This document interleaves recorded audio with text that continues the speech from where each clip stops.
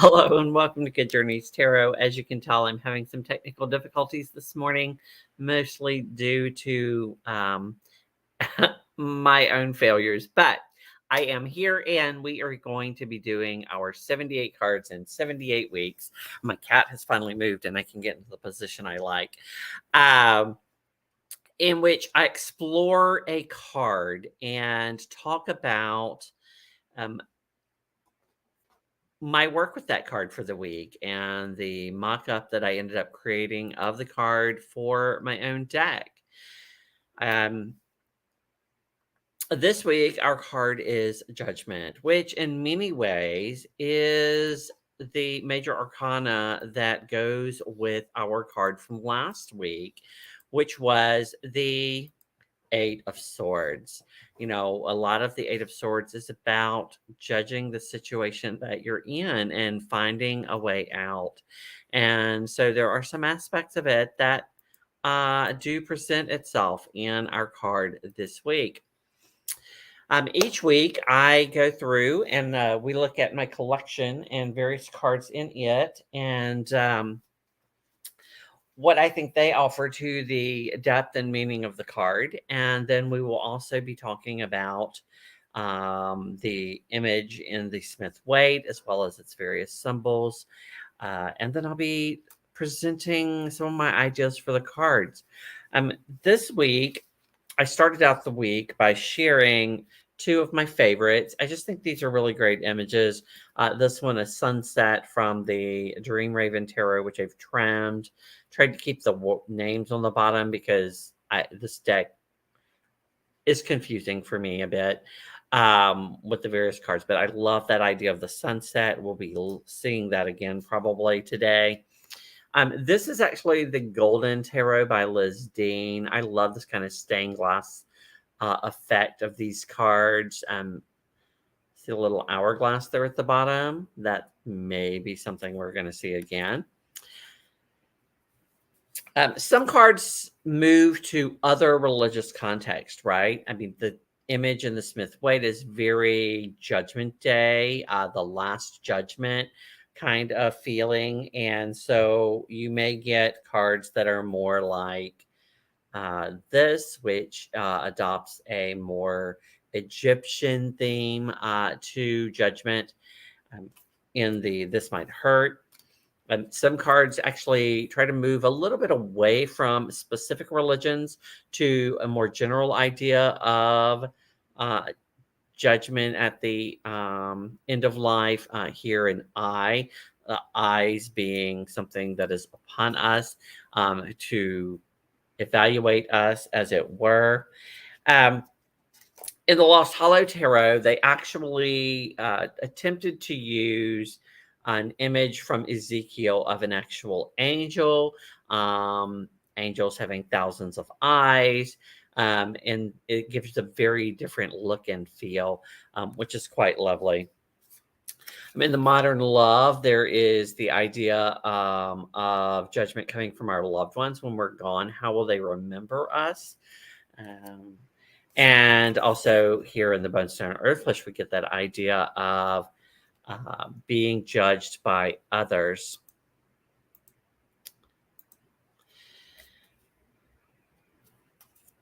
But there's also this idea in some cards of self-judgment, the woman in the mirror and evaluating herself, perhaps not even seeing herself like she actually is.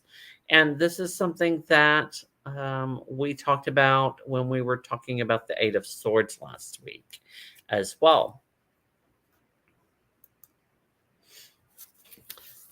In the Mystic Garbage, there's this idea of the unfolding of the flower. What will it become? And it's solely based on our own judgment, our own sense of self-worth, in a respect. Then there's a whole group of cards which are about judgment, i.e., what's good and what is bad, what is right versus what is wrong. And so we get cards like the Ellis deck in which you'll see things being weighed and evaluated. what have you done well and what have you not done so well, and how do they even out? Which is a theme that we see even in this image from the Lightworkers deck. And in the pocket appears, here in the pocket appears this idea of moving away from the values that you were taught to the values that actually work for you. And so, i.e., the faith of your parents to your own personal faith, as an act of judgment or awakening. And that's a theme that we see in more modern decks, this idea of awakening or reincarnation without the aspect of judgment, which is what worked and what didn't work, what is positive versus what is negative, what is good, what is bad, etc. And so we get images similar to the light seers here, in which there's a very little religious connotation, but there is this idea of awakening as that spirit is shiny, our higher consciousness. In the Hipchik Tarot, is actually been renamed Reborn, and the person is arising from an egg. Here again, the card renamed Awakening, and you'll see. And every time I see this card from the Numinous Tarot, I immediately want to think it's the World card, because it is reminiscent of traditional World card imagery. In the Thoth, this card is called the Ion, and for me, it really should include that type of energy, that energy at the end of a cycle, because we're talking here about card 20, which is 10, the wheel, times 2, the high priestess. So this is where intuition comes in at the end of a cycle before it begins again. And I think that's an important aspect of card that sometimes gets lost, is that this is about the enlightenment or the realization that comes at the end of something as you're beginning the next cycle or journey or reincarnation, whatever it may be. And so this is inevitable. This judgment isn't just going to it isn't optional. It's happening. You're at the end, and you're going to be evaluated by yourself, by others, by divinity, your higher self, whatever the case may be. I love this particular image, and the Phoenix is actually used in several decks. This is the Rosetta Tarot.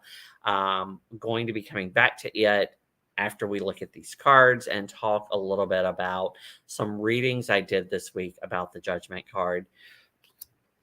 Another Thoth-inspired version of the Ion here. This is basically, in my memory, I want to say that this is about, the outcome of war, right? But it's actually about the Twin Towers in New York during 9/11, and a memorial for that. Still that same idea of, when all is said and done, what is the outcome? Welcome, Tony. Thank you for joining me today. This is the Spacious Tarot, and I love that it reflects that end of a journey and that next thing that is coming. I think we're missing a little bit of the judgment or assessment that happens in this card when in this image, but I do like this image. This is actually the next deck in my series, What's So Great, in which people who love the deck try to convince me of its merit. Jason from Tarot by the Pines will be joining me in mid-September. So if anybody else has this deck, really loves it, and wants to convince me of its merit, please do reach out to me. I'll be adding the links to the description box below afterwards today. So I don't actually have the Bonefire, Tony. I've looked at it several times, and I ended up not getting it because I believe it's based on a book, which I've not read, but it is a beautiful deck. But I don't know that I'm familiar with that specific card. or the Everyday Witch. But the Pied Piper is a theme that I have seen come up in my reading related to this card. The Life is Like a Board Game simply uses this bullhorn, which is a this idea of being called out that we get with this card, and that we see time and again. One of my favorite depictions is this one from the Spirit Keepers Tarot.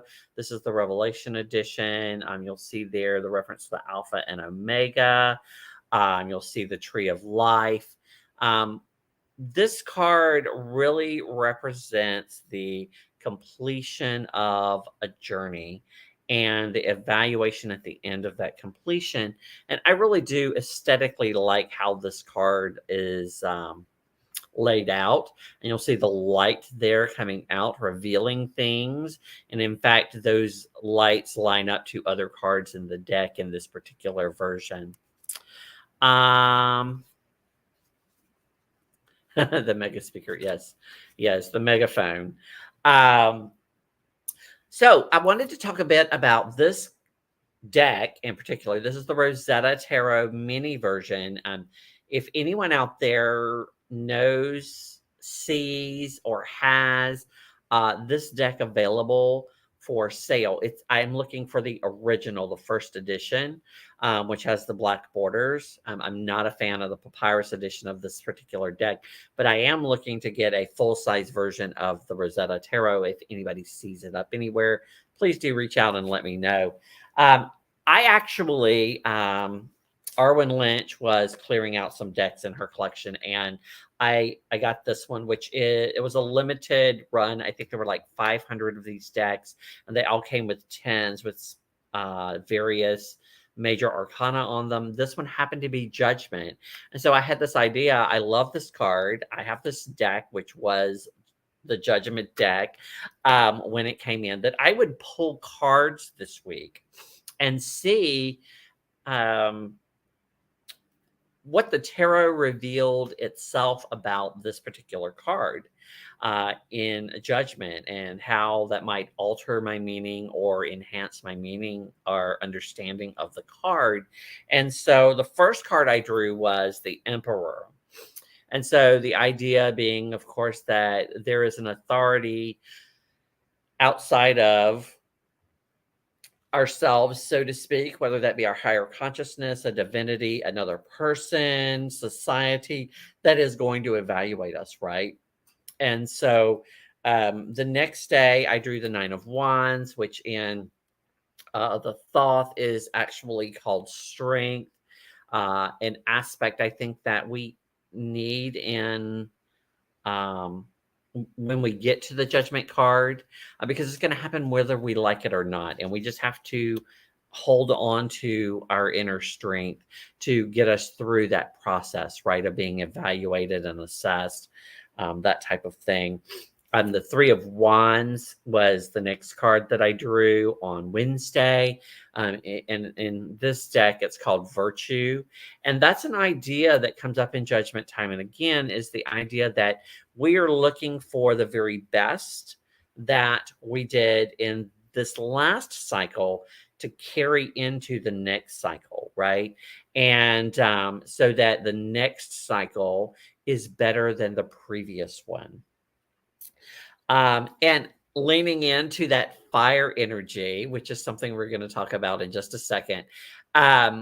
The fourth card I drew was the Two of Wands, that planning. And that's also an aspect here, as I've mentioned, of Judgment, because we're going from one cycle into the next cycle, and we're going to carry in the best of what we were into this new cycle, whether we're talking rebirth, reincarnation, or simply a new project or phase of life.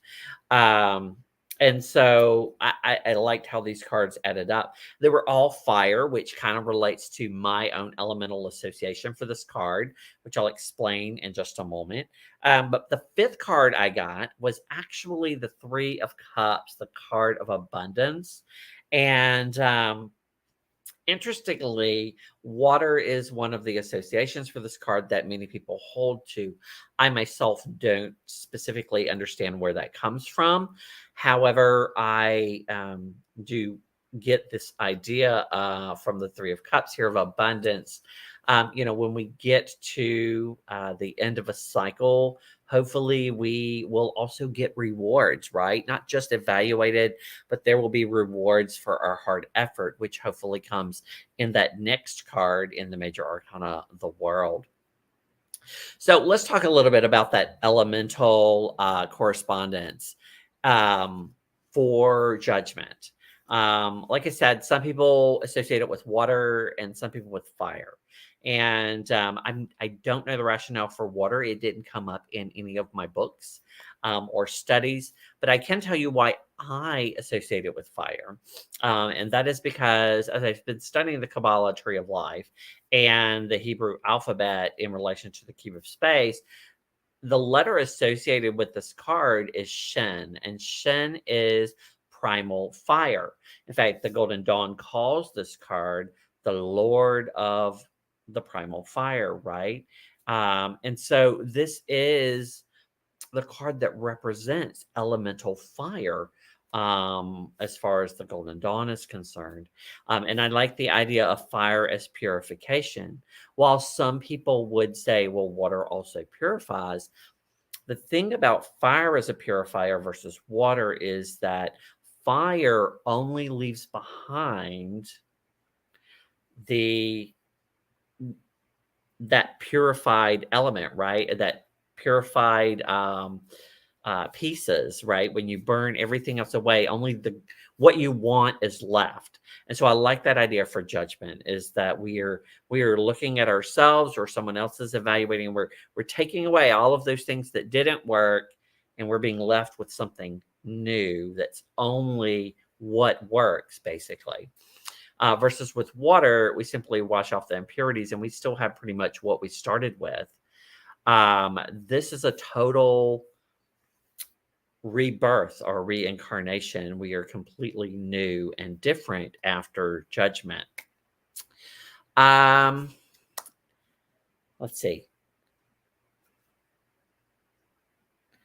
I'm trying to think. We were talking about the elements and the tree of life. And I lost my train of thought. So let's look at the very first image that I created for this card. And when I drew the card last week, I immediately had an idea in my head after pulling all of the cards from my collection.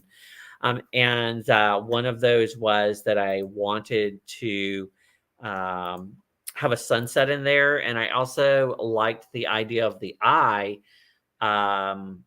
because it could be anyone. It doesn't have to be divinity. It could be ourselves. It could be other people. And I like the idea of the path, which I've used in this deck several times, and getting to that point of the next thing, right? At the end of our path, we enter that tunnel, which we saw in the Spacious Tarot. So this is kind of where I went, and I played around with the color of it and that type of thing.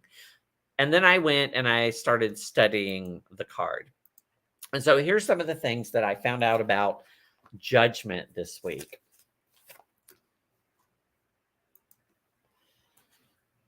And we'll start by looking at my coloring here of the RWS image. One of the things that I never really paid any attention to, mostly because the RWS isn't the best image as far as detail goes, so sometimes it can go overlooked, is that these coffins or tombs here that the people are rising from are actually floating in water. And that might be where some people get that association with water, because the water which flows through many cards in the tarot is also flowing through here. I did leave the people white to designate that they're not actually real people, that they're actually their spirit, at least from my perspective, right?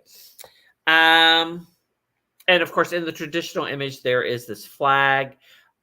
Different people will interpret this in different ways. Some of the ways that it has been looked at are that this cross is a crossroads, right? This is you've reached a point where you have to move in a new direction, right? At the end of the cycle, the new cycle starts. Which way will it go? It could be the four elements, it could be four directions. Other people have looked at it as two opportunities, I this one and this one versus four lines, right? And also the idea of two intersecting ideas where two things meet, and we have to decide how those two things work together. Um, that an appraisal of intersecting ideas, basically. Again, we have the trumpeting Gabriel that is depicted here in this particular image, that being called out at the end of a cycle. In this case, the judgment, as far as they are concerned, which is why there are so many people here, because in the perspective of Waite and those who embrace this particular image for judgment, um, it's something that happens to everyone all at once.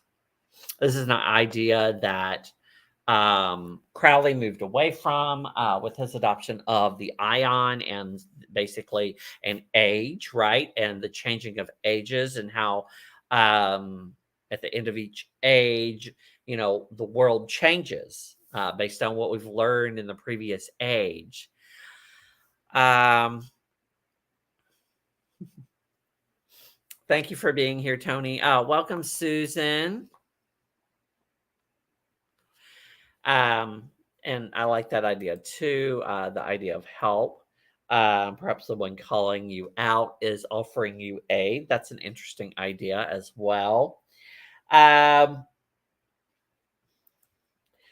One thing that comes up repeatedly as I've studied this card is that when you see judgment, this is an important spiritual message.